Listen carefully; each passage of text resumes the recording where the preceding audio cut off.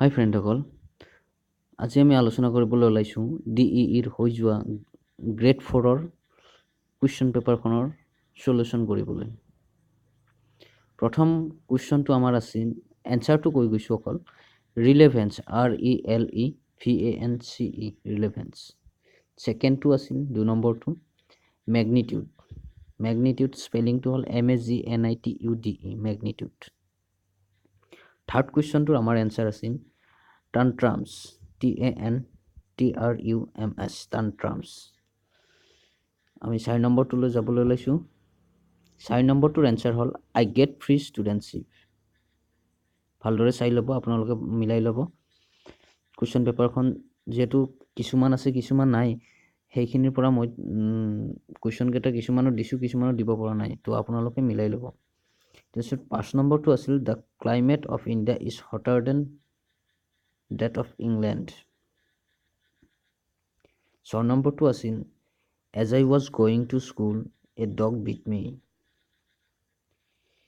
আমাৰ 7 নম্বৰটো কুৱেশ্যন আছিল, কুৱেশ্যন এনচাৰ হ'ব he was as it were the apple of my eye। আমাৰ 8 নম্বৰটো এনচাৰ আছিল the boy I am glad to say has recovered wonderfully। আমাৰ 9 নম্বৰৰ এনচাৰ হ'ব who is me সেমিকলন বহিব। 10 নম্বৰটো হ'ব প্ৰিপজিশ্যন আহিছিল I am fond dash her I am fond of her। 11 নম্বৰটো হ'ল she played dash the idea। আমাৰ প্ৰিপজিশ্যন হ'ব with। 12 নম্বৰটো আহিছিল his name figured dash the letter his name figured preposition আমাৰ বহিব in। 13 নম্বৰটো আছিল who is the present chief minister of Assam। আপোনালোকেতো সকলোৱে জানে অসমৰ চিফ মিনিষ্টাৰ বা মুখ্যমন্ত্ৰী কোন? সৰ্বানন্দ সোণোৱাল।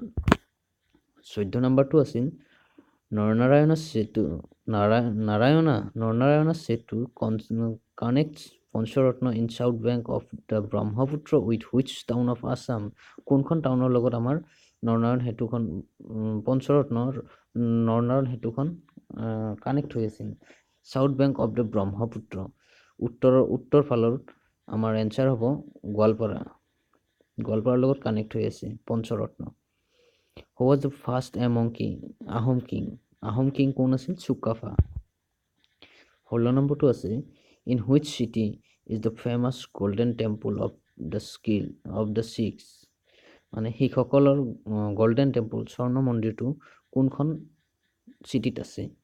আমাৰ ষ্টেট হ'ব পাঞ্জাৱ আৰু চিটিখন হ'ল অমৃতসৰ। অমৃতসৰত আছে। আমাৰ যিহেতু অমৃতসৰ অপশ্যন আছিলে, অমৃতসৰটো শুদ্ধ হ'ব।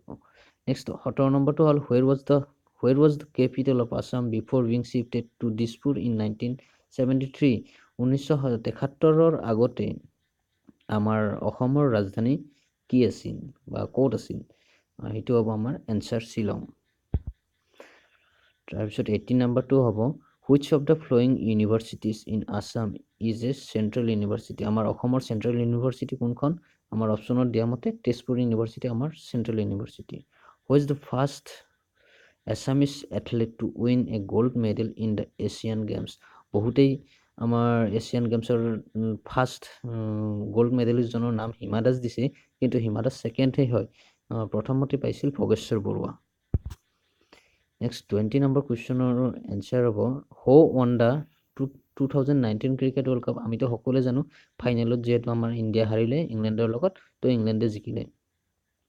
তো next 21 which of the following car engine is the latest polluting?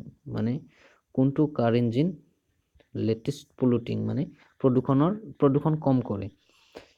Latest সবাতকৈ আমাৰ হ'ব ইলেক্ট্ৰিক চালিত মানে গাড়ীবিলাকৰ প্ৰদূষণটো কম। While driving a car, if you are shown a stop signal at a busy traffic point, you should তুমি যেতিয়া এখন গাড়ী rubber কাৰণে ছিগনেল দিয়া হয়, তেতিয়া ট্ৰাফিক পইণ্টত ৰবৰ কাৰণে ছিগনেল দিয়া হয়, তেতিয়া কি কৰিব লাগে? আমাৰ এনচাৰটো হ'ব stop and switch off the engine till you are shown the signal to go'. মানে যাব দিয়া সময়খিনিলৈকে আপুনি ইঞ্জিনটো বা লকটো অফ কৰি থ'ব, ষ্টাৰ্ট বন্ধ কৰি থ'ব।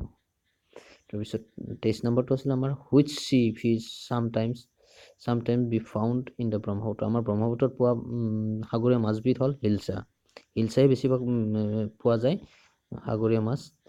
তাৰপিছত 24 নম্বৰটো হ'ব in which hill top is the Kamakhya temple. ক'ত আছে আমাৰ কামাখ্যা টেম্পল? নীলাচল পাহাৰ। Choose the number greater than 1.09 but smaller than 1.091 from the option below. কোনটো অপশ্যন আমাৰ কাৰেক্ট হ'ব? অপশ্যন কাৰেক্ট হ'ব আমাৰ 1.019টো কাৰেক্ট।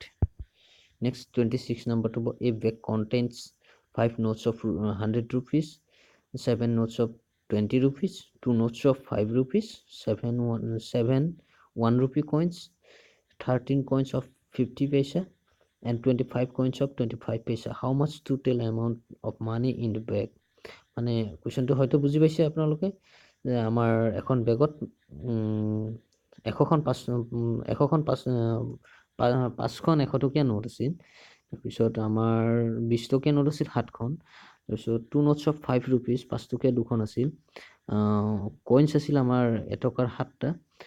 13 coins of 50 paisa 50 পইচাৰ কইনছ আছিল আমাৰ 13টা। এণ্ড 25 পইচাৰ কইনছ আছিল আমাৰ 25টা। তো টোটেল আমাৰ কিমান হ'ব?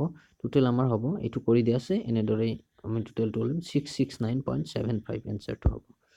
নেক্সট 27 হ'ব what is the percentage of profit when a thing bought for rupees 80 is sold for rupees 100? 80 টকাত কিনা বস্তু এটা 100 টকাত বেচিলে লাভ কিমান ওলাব? যিহেতু 80ত বহুতেই বোধহয় দিছে 20% নহয়, কি কাৰণত নহয়? 100 টকাৰ বস্তুটো 80 টকাৰ বস্তুটো 100 টকাত বেচিছে, 20 টকা লাভ হৈছে, লাভে 20 টকা হৈছে, কিন্তু পাৰ্চেণ্ট 20 হ'ব নোৱাৰে। কাৰণ পাৰ্চেণ্টটো উলিয়াব গ'লে আমাৰ মেথড ফ'ল' কৰিব লাগিব। তো আমাৰ মেথড ফ'ল' কৰি দেখা যায় যে 25%টো ৰাইট হয়। তো এনচাৰ 25%। নেক্সট 28 হ'ল what is the selling price of A bed bought for Rs 2500 and sold at a profit of 8%. আমাৰ sold at a profit of 8%. 8% কমত বেচিলে 2500 টকাৰ বেডখন কিমান টকা বেচিব পৰা যাব? 2300 টকা, 2300. 29 হ'ল a trader has bought 50 earthen pots for Rs 600. If 10 pots are broken, then what price per pot should he sell the remaining ones to make a profit of Rs 200? আমাৰ এনচাৰটো হ'ব 17. নেক্সট 32 হ'ল how many metres are equal to 1 kilometre? এইটো সকলোৱে জানে 1000 metres. 31টো হ'ল how much time does it take to travel a distance of 180 kilometres at a speed of 45 kilometres per hour. যদি পাৰ আৱাৰ বা এঘণ্টাত 45 কিলোমিটাৰ্ছ অতিক্ৰম কৰে, তো 180 কিলোমিটাৰ্ছক আমি যদি 45ৰে ডিভাইড কৰি দিওঁ, যিটো এনচাৰ হ'ব সেইটো আৱাৰ্ছত আমি ট্ৰেন্সফাৰ কৰি দিলে আমাৰ এনচাৰটো ওলাই যাব 4 hours. নেক্সট আমাৰ কুৱেশ্যন নাম্বাৰ দিয়া হোৱা নাই, আপোনালোকে মিলাই চাব। There are 4 words given below.